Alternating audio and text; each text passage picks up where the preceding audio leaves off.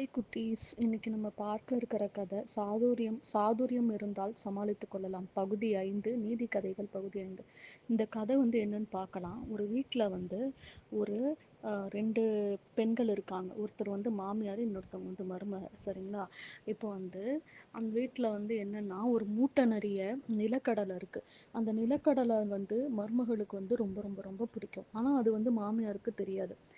இவங்க இந்த மாதிரி மூட்டை நிறைய நிலக்கடலை இருக்கிறத பார்த்துட்டு ரொம்ப அதை பார்த்து ஆசைப்பட்டுட்டு இருப்பாங்க. பண்டிகைலாம் வரும்போது கூட அந்த நிலக்கடலை பற்றியே யோசிச்சுட்டு இருப்பாங்க. என்ன பண்ணுவாங்கன்னா, மாமியாருக்கு இவங்க நிலக்கடலை சாப்பிட்றாங்க அப்படின்னே தெரியாது. இவங்க நிலக்கடலையை கொஞ்சமாக எடுத்து வறுத்து வறுத்து சாப்பிட்ருவாங்க. ஒரு மாதத்துக்குள்ளவே நிலக்கடலை பாதி தான் இருக்கும், பாதி இருக்காது. அப்புறம் மாமியார் எப்படி இவ்வளோ நிலக்கடலையும் காலியாச்சு, நம்ம மருமக தான் இதை எடுத்துருக்கணும் அப்படின்னு சொல்லி அவங்களுக்கு சந்தேகம் வந்துடும். சந்தேகம் மருமக போகிற இடத்துலலாம் பின்னாடியே போவாங்க. அவங்க வீட்டை கூட்டி பெருக்குறாங்க, இல்லை ஏதோ வேலை பார்க்குறாங்க அப்படின்னா அவங்க பின்னாடியே போவாங்க. ஒரு நாள் அவங்க வீட்டை கூட்டி பெருக்குறாங்க. அவங்க மருமக பெருக்கும்போது நிலக்கடலை ஒன்று விழுந்திருக்கு. அதை எடுத்துன்னு போய் மாமியார் கிட்ட கொடுத்து, இது என்ன பாரு, இந்த என்னது இது அப்படின்னு கேட்டவுடனே மாமியார் நினைக்கிறாங்க, நம்ம மருமகளுக்கு இந்த நிலக்கடலை பற்றி ஒன்றுமே தெரியல, ஆனால் நம்ம தான் அவளை தப்பாக நினச்சிட்டோம் அப்படின்னு சொல்லிட்டு மாமியார் வருத்தப்படுறாங்க. அப்போது மருமகளுக்கு மாமியார் தன்னை கண்காணிக்கிறாங்கன்னு தெரிஞ்ச உடனேயே அவங்க தன்னுடைய இதை மறைக்கிறதுக்காக, தான் எடுத்து சாப்பிட்டோம் அப்படின்றத மாமியாருக்கு தெரியக்கூடாது அப்படின்றதுக்காக ரொம்ப சாமர்த்தியமாக நிலக்கடலைனா என்னன்னே தெரியாது அப்படின்ற மாதிரி அவங்க நடந்துக்கிறாங்க. இந்த மாதிரி நடந்து இது பண்ணுறாங்க. ஆனால் நம்ம இப்போ ஒருத்தவங்க வீட்டில் இருக்கோம், இல்லை மற்றவங்க வீட்டுக்கு ஒருத்தவங்க வீட்டில் இந்த மாதிரி போகிறோன்னா, நம்ம மேரேஜ் ஆகி போகிறோம் இல்லை எங்கே இருந்தாலும் சரி, நம்ம கேட்டுட்டு கூட இந்த மாதிரி சாப்பிட போகிறோம் அப்படின்னு சொல்லிட்டு எடுத்துக்கிட்டாலும் ஓகே தான். இல்லை இருக்காங்கன்னா அவங்களுக்கு பக்கத்தில் அவங்களுக்கு கொடுத்துட்டு கூட நம்ம எடுத்துக்கலாம். ஆனால் அவங்களுக்கு தெரியாமல் சாப்பிட்றது தப்பு. நம்ம யாராவது கூட இருந்தாங்கன்னா அவங்களுக்கு கொடுத்துட்டு தான் உட்காந்து சாப்பிட்ணும், எல்லாமே பண்ணணும், எல்லாமே பார்த்துக்கணும். அப்போ தான் அது சரியானதாக இருக்கும். ஒருத்தருக்கு தெரியாமல் அவங்க வீட்டில் இருக்க பொருளை நம்ம சாப்பிடக்கூடாது. அது அந்த அளவுக்கு சரியாக இருக்காது.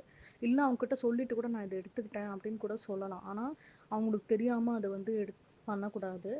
அது இந்த கதை மூலமாக நம்ம தெரிஞ்சுக்கலாம். இந்த கதையில் அவங்க அப்படி பண்ணாங்க அப்படின்றதுக்காக நம்ம அப்படி பண்ணக்கூடாது.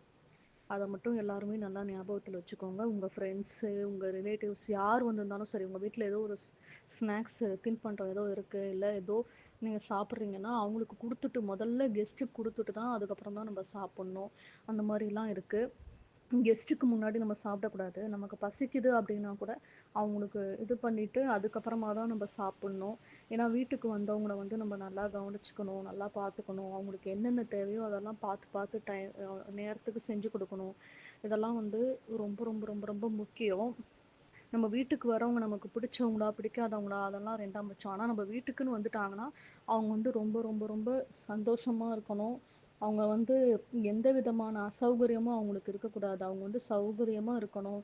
அவங்களுக்கு தேவையானதை அவங்க கேட்டு நம்மக்கிட்ட இது பண்ணுற மாதிரி இருக்கணும். நம்ம போயிட்டு அவங்கள எதுவும் சிரமப்படுத்திடக்கூடாது. அவங்க மனசு வேதனைப்படுற மாதிரி நம்ம நடந்துக்கக்கூடாது. அவங்கள எவ்வளோக்கு எவ்வளோ நல்லா பார்த்துக்க முடியுமோ அவ்வளோக்கு அவ்வளோ நல்லா பார்த்துக்கணும். அப்போ தான் அவங்களுக்குமே மனசு மகிழ்ச்சியாக இருக்கும். நம்ம இவங்க வீட்டுக்கு போகலாம், இவங்க வீட்டில் ரொம்ப நல்லா பார்த்துக்கிறாங்க, நல்ல மனுஷங்களாக இருக்காங்க அப்படின்னு சொல்லிட்டு நினைப்பாங்க. அதனால் நம்ம வீடு தேடி வரவங்கள நம்ம நல்லா உபசரிக்கணும், நல்ல விதமாக நடத்தணும், அவங்களுக்கு கொடுக்க வேண்டிய மரியாதையை சரியான முறையில் கொடுக்கணும், எல்லாமே பார்த்து பார்த்து அவங்களுக்கு செய்யணும். ஓகே குட்டீஸ், பை. நீங்கள் இந்த கதை மூலமாக இதெல்லாம் தெரிஞ்சுக்கிட்டீங்கன்னு நினைக்கிறேன். இதே மாதிரி தினம் தினம் உங்களுக்கு பிடிச்ச கதைகள் எல்லாமே நான் போடுறேன். சரிங்களா? Okay, by.